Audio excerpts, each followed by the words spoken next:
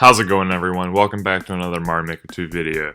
I'd say that this one is simpler and more straightforward than some of the speculation that we've done in the past, such as the multiplayer exploits theory. However, this is a 2-in-1 video for the same value that you know and love. Today I'm going to be talking about backgrounds and theme palettes, which are basically colors, and speculating about a few level design possibilities thanks to Mario Maker 2's new features, which are the rising lava, water, and poison water. As always, the speculation about these design concepts aren't concrete until we can confirm or deny their existence, but I'll draw on New Super Mario Bros. U as I've been going through footage and ideas lately, and I'll be going on with some of the direct footage to share my thoughts on these possibilities for the new liquids. First and foremost, though, the primary talk about background palettes is just all hypothetical and something that's not in the game and something I don't expect. I just have to preface that for people who may not understand that this is just, like, it's not happening, it's impossible, I already know that, but we're going to be talking about it anyway because it's a cool discussion, and I want to show you guys who might not know what, about lunar magic and palettes and stuff like that, what they actually are. So when talking about themings and stuff, we have a lot of new ones. We have the snow and desert ones for the original game, which are awesome. However, I think various palettes or skins for these levels will be cool, and new backgrounds and stuff, and I'll address that first in this video and before the liquids, as I think that this one is the hypothetical. 2 months or so ago now, when I made my first Mario Maker 2 video and I talked about 10 things I'd like to see, one of them was the beach theme, which wasn't included in the game, and I've heard a lot of people wanting a volcano theme, so it's kind of revolving around new themes, but it's not a new theme itself, and we'll see that exactly. But that suggestion in that old video talked about variety and how variety in background options or music options could give a lot of potential for creators. And we have new music options now. We have galaxy music, and you can make an epic sky level while it's playing in the background. Or you can fill a small room with 3 Bowsers and have the Mario 64 slide theme play, and that sounds really funny. So just those 3 little songs add a bunch of possibilities for level design, and I think variety is inherently a great thing, especially for Mario Maker, which is a game about creating your own stuff. So more variety is good, and I think with more at your disposal, you can better unleash your creativity. So that's why every new enemy and gizmo and sound effect is really hype, and why I'm going to be talking about new colors, which aren't included, but I'm going to show you why it would be cool. So like I said, I'm going to be talking about background and palette variety because it would be a cool feature to include maybe in Mario Maker 3 if there ever is one. And if it doesn't happen, that's alright. But I just think, like I said, it's a fun discussion idea to bring up for the current game that we're about to receive in not that long time. I love opening up these discussions and presenting what I can to the community, and if you enjoy that too, I got a brand spanking new Discord server. The link is in the description. Obligatory plug aside that you probably don't care about. Background variety would be really cool, and what I mean is not new themes. While a beach theme or volcano theme, which is highly requested, would be really cool, my hypothetical situation presents Mario Maker 2 in a way where they don't exist, but we have dozens of options when it comes to the existing theme designs, and you can modify those theme designs in subtle ways to make them your own. For example, what if we could have an ice cave skin for the cave theme, or perhaps a lava cave skin for the cave theme? While it wouldn't explicitly be a volcano theme, it's pretty much what the volcano theme is. While it'll be some work for changing colors, some textures here and there, and modifying the background for the game developers, I think even if it was done a slight way, it would be immensely beneficial and would mean the world when it comes to variety. And most of these things could come down to palettes or importing backgrounds from the original games. I think because the themes themselves have their own unique semi-solid platforms, right? And I think that when you're changing for example, the cave to an ice cave or a lava cave, I don't even think that they would have to make new semi-solid platforms for that. They could literally use the cave theme, like the example skull semi-solid platform. That would work in both ice, lava, and the normal one, and that way it would minimize the work and would create the illusion of having more themes than what you actually have, but it's still variety. And like I said, the lava cave background, from New Super U, that could be an easy import, and while they would have to make one for the old games, it could just be a palette swap, as we'll examine later. This discussion revolves mainly around palettes. Palettes are just changing the look of something, right, with different colors, while keeping what it is at its core. You may love or hate this analogy, but I think it's the one I came up with, is a Minecraft texture pack, where you're changing the look of everything, but it's still the exact same stuff, and I think that's a pretty solid comparison.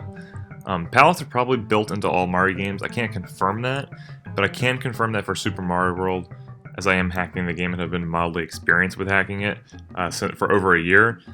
Super Mario World has foreground and background palettes that you can mix and match, but for the sake of Nintendo's seal of quality, I don't think we should ask or get bright pink ground. However, the built-in palettes are really solid and already reflect some things, such as the Ice Cave, Ice Overworld, and Ice Castle, which would be really cool options when making levels in Mario Maker. When watching the Direct and they presented the Super Mario World Desert theme, I didn't think it was anything to write home about, as unlike the original Mario Desert, which is brand new in both palette and design, the World Desert uses an existing palette and background that I as a hacker have pretty much used forever. And in my time hacking, I made a custom palette that looks more like a desert, and was the second video I ever uploaded to this channel. I'm not saying the Mario Maker Desert for World is bad. They actually did do some new work on these really cool semi-solid platforms. However, palettes aren't too crazy. The ground is just literally the brown overworld ground option, and not a unique desert. And if they implemented palettes correctly, it would result in a bunch of different options for us as creators. I'll list some in World using existing palettes, maybe create one or two of my own to show you guys what could happen, and then also show you some suggestions for background variety from New Super U. And these principles of palettes and backgrounds can easily be translated to Mario 1 and 3, and even 3D World, but I think 3D World is pretty good without it. For example, we now have a sky/athletic theme in the game, and in New Super U it looks like this from the Direct.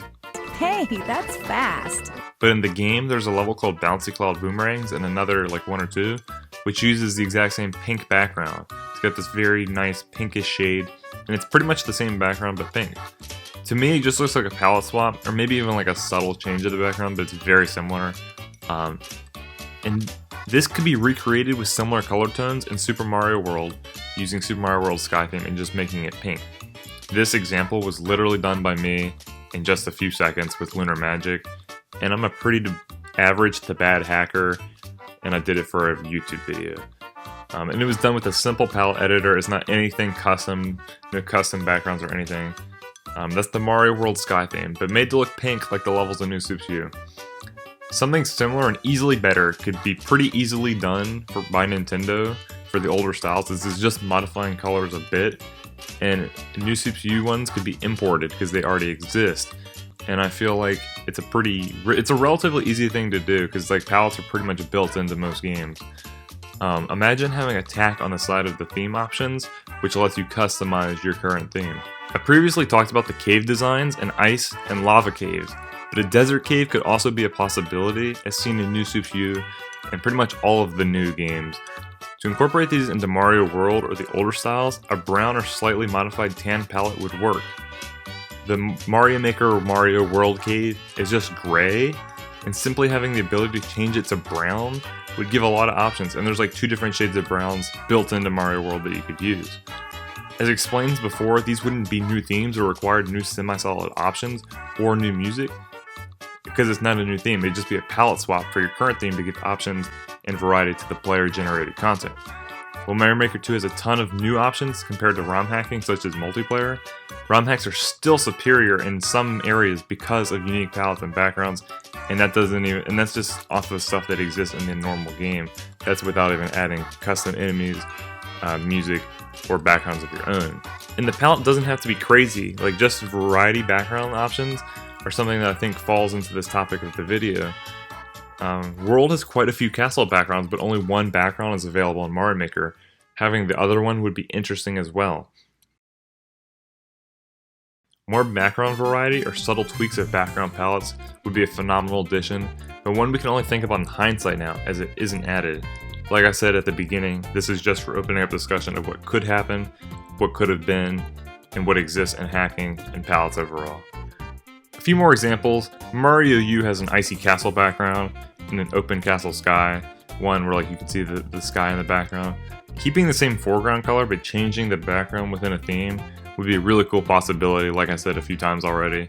And obviously not every background will make it, but I think options are a great thing. Alright, I think that's enough about palettes and backgrounds. I'm sure there are dozens of other examples across the Mario games, but I think I've driven the point home hard enough already. If you guys have some ideas, let me know. But now I'm going to explore some small level design questions / concepts that I have that aren't necessarily answered by the direct, but there's like one where it kind of is. But as you all are aware, we have rising water and lava now, and even a way to make poison water with the night theme. My big question is, will giant wigglers walk through poison water if there's ground underneath it? Now I know the giant wigglers in this level example from the game are much bigger than the Mario Maker big wigglers, but it's still a big question about the principles of what poison water does. Like, does it kill enemies? Can all enemies walk through it? Can just wigglers walk through it? Or dry bones saved? I don't know. Like, and there probably has to be ground underneath it because they probably have to walk through it. I imagine if there's no ground, they'll just sink and die. But having rising stuff means that your liquids can go above ground, and enemies might be able to walk on the ground, and you might be able to use them as platforms over the water. We don't know. And we don't know the principle, like the properties of poison water. Like, is it just reskin lava, or does it have unique principles of its own? Like, will certain enemies be able to walk through poison water but not lava? We'll have to find out. And if this question hasn't been raised for you yet, I hope that this video gets you thinking about the different liquids in Mario Maker 2 and what designs may or may not work for them. I kind of tacked these like ideas onto the end of the palette video, but I feel like if I just made a video on itself, it would have been too short. So I want to give all my ideas to you guys real quick in one juicy video. For the lava liquid, there's this late game level in New CPU which revolves around rising and falling lava. And rising and falling lava alone is a great feature in addition to Mario Maker 2, and I know a lot of you guys are excited about it. But I wonder if it will have any unique features. If there's anything you spotted in the direct, let me know. This scene caught my eye because it looks like the dry bones doesn't die in the lava, and I hope that's true because it's true in New CPU where dry bones is, and the bony beetles, they don't die when they touch the lava, they can kind of wade through it. And if that is true, which it looks like it is, dry bones can be potentially used for bouncing along them over lava. Also in New CPU, and this is the one that really struck my eye, the lava doesn't kill these large buzzy beetles in this one level, and you can use them as platforms.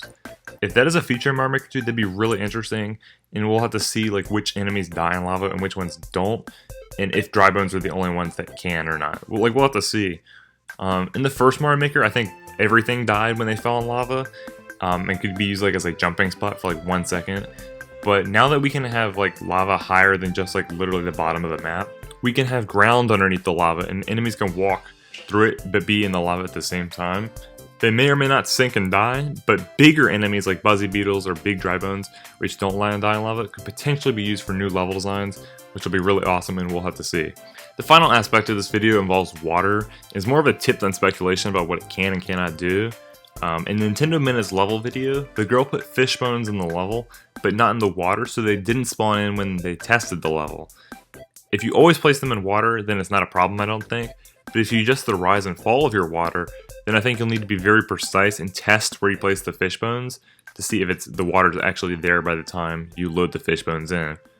For a very precise, good level design, I'd imagine that this would take a ton of trial and error, but if done correctly, you can end up with a crazy level where you can constantly go up and down through the water, and fish bones will be where they need to be if the flow of the water in the level design is precise.